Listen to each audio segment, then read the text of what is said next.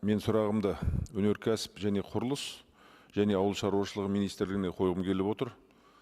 Өңірлерге барған кезде халық ауыл партиясы фракциясы депутаттарының алдына ауыл шаруашылығы жануарларын терісі мен жүнін сатып алу және қайта өңдеу мәселесін бірнеше рет көтерген болатын. Бұл сұрақ әлі күнге дейін өз шешімін таппай келеді. Осыған байланысты мынандай сұрақтарым бар.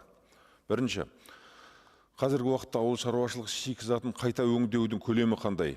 Және жүн және теріні өңдеу үлесі қанша? Сұраққа нақты әрі дәлелмен жауап берсеңіздер.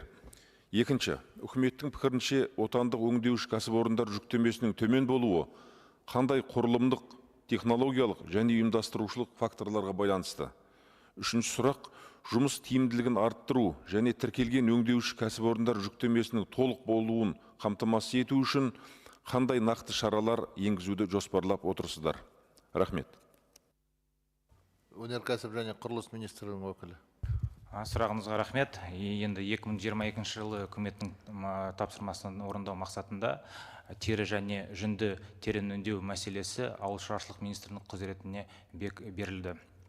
Өз ретінде осы жеңіл өнеркәсіп дамыту үшін 2022-2025 жылдарға арналған жол картасы бекітілген. Сол жол картасының аясында жұмыстар атқарылуда және өнеркәсіп дамыту қоры арқылы 3% мөлшерлеме бойынша қаражат бөлініп жатыр.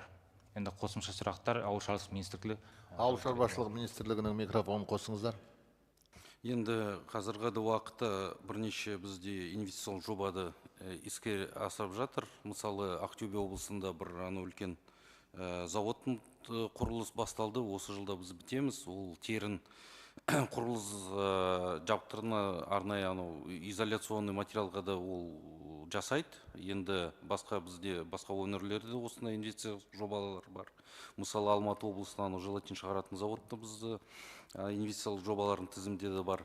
Енді нақты қазір қанша бізде терін жиналамыз, қандай жүнді біз жасаймыз, оны бізде қолында қазіргі мәлімет жоқ, біз жабыса түрде біз береміз.